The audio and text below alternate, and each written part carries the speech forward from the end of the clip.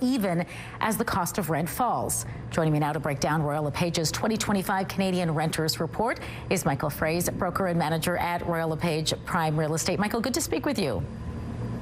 Always a pleasure. Thanks for having me. First, maybe just give us an idea of how much of our incomes Manitobans are spending on rent. Yeah, well, interestingly enough, and I don't think it's that surprising, but actually more Manitobans than anywhere else in the country have their rent taking up less than 20% of their income. So it's about 16% of respondents. So it's not a huge amount, but it's still way more than anywhere else in the country. But typically speaking, we're seeing people spend rent. The meat of it's about 20 to 30% of their income is being spent on rent. As you mentioned, Winnipeg is known for being more affordable than many Canadian cities. Is that still true? How do rent prices here compare? Yeah, so rent prices here are still far and away more affordable than most major city centers in Canada. Right here for a one-bedroom, I believe the average is right around $1,000 a month, which comparatively across the country is going to be about 30% less than the major markets, especially. It's even way more in Vancouver and Toronto, and some of those really big city centers. So again, there are certainly challenges. There's affordability challenges across the board. There's still, inflation has reared its ugly head for many years, and so there's cost-saving measures across the board. And what's interesting about the report, though, especially for Manitobans, is still that 53% of renters are aiming to buy in the next 2 to 5 years, and the majority of why they're renting still is to save up for that down payment. So home ownership, especially in Manitoba, is still an attainable goal. And as I said, Toronto, Vancouver, some people have just given up. Here, it's an attainable goal, and we see people renting so they can keep saving money for that down payment. Are you starting to see more of those in the rental market, as we see interest rates slowly go down, making the jump? Certainly, we see people making the jump again. It is a goal for most Manitobans.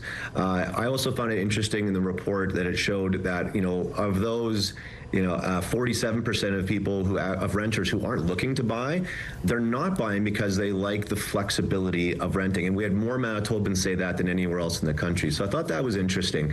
But certainly people are making the jump. They're trying to make the jump into home ownership. But buyers and tenants alike, there's just not enough housing for buyers or for tenants. So if you want to get into the buyer market, a first-time buyer market, that's also a challenge right now. There's just not enough housing to go around for buyers or for tenants alike.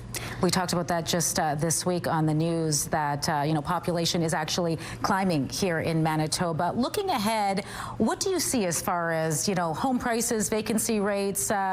Will we see things improve at all in the long term?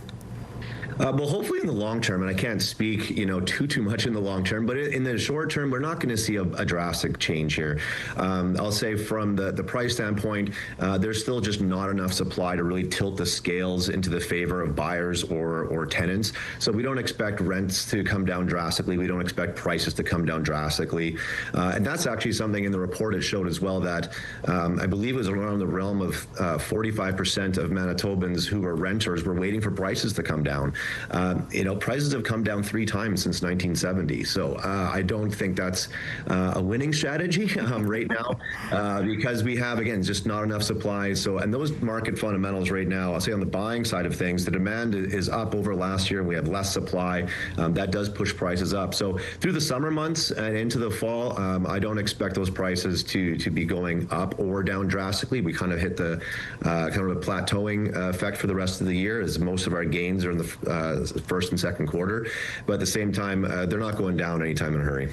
All right, keep saving, I guess, is the message. Michael, thanks so much for your time tonight. It was great speaking with you. All right, thanks again. Always a pleasure.